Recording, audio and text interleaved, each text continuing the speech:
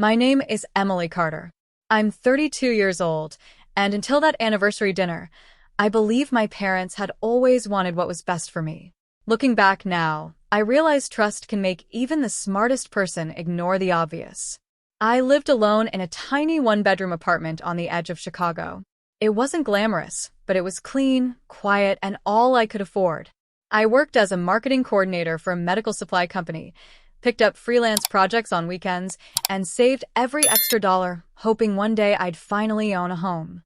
My parents always told me the housing market was impossible and that I should be grateful just to have a stable place to live. I believed them. Why wouldn't I? They had spent my whole life telling me they knew what was best. The one person who always encouraged me to dream bigger was my grandmother, Eleanor. Grandma never cared about expensive cars or designer clothes. She believed security mattered more than appearances. About a year before everything fell apart, she invited me over for lunch and smiled across her kitchen table. "Emily," she said, squeezing my hand, "every young woman deserves a place she can truly call her own." A few weeks later, my parents called with disappointing news. They explained that Grandma's plan to buy me a house had collapsed because of unexpected legal issues involving the property's title. They said the attorneys couldn't clear the paperwork and that the seller had backed out. I was heartbroken, but I accepted it. Grandma never mentioned the house again, and I assumed talking about it would only remind her of the disappointment. So I kept working, kept saving, and kept believing my future depended entirely on me.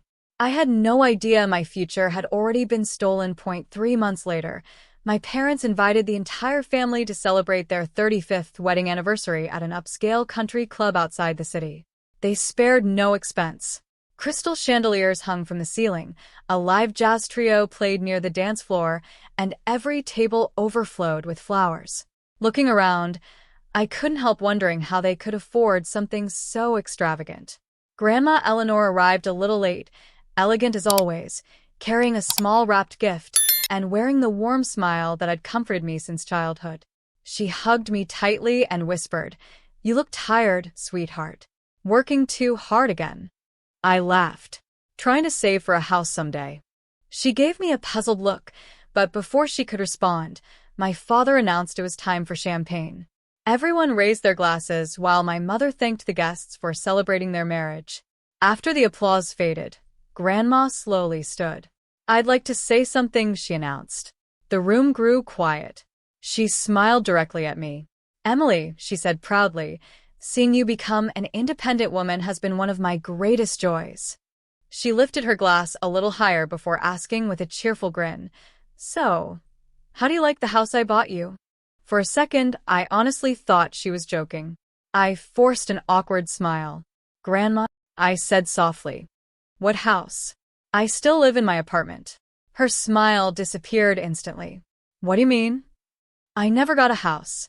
The silence that followed felt unbearable. Every conversation stopped.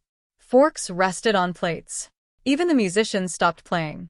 One by one, every face in the room turned toward my parents. My father's smile vanished. My mother's hand began trembling around her wine glass as she quickly tried changing the subject. Grandma didn't look away from them once. Grandma slowly lowered her glass onto the table without taking her eyes off my parents. "Margaret," she said to my mother, her voice calm but firm, "explain what Emily means." My mother forced a nervous laugh. "Mom, this really isn't the time." "No," Grandma replied. "Now is exactly the time." My father stepped forward, smiling at the guests as though nothing unusual had happened. "There was a misunderstanding," he said. "The purchase became complicated.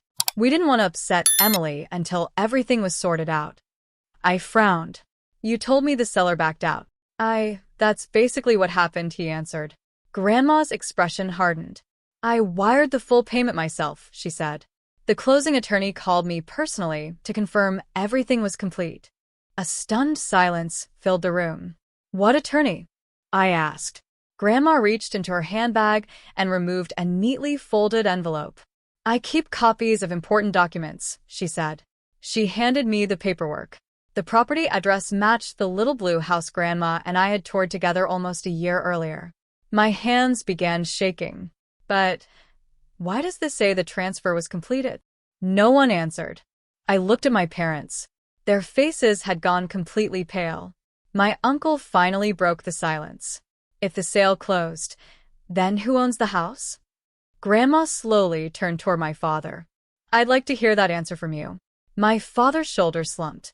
There were tax reasons, he muttered. What tax reasons? Grandma demanded. My mother burst into tears. It was supposed to be temporary, she cried. Temporary. That single word told me everything. They hadn't lost my house. They had taken it.